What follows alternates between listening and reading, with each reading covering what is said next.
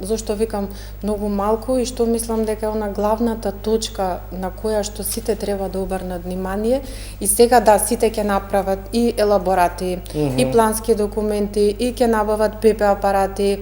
и сето тоа ќе го направат, меѓутоа без обучен кадар како да ракува и да знае дека поседуваат ПП апарати, да знае каде се наоѓа ПП апаратот, каде се наоѓа едниот, другиот излез, што треба да направи,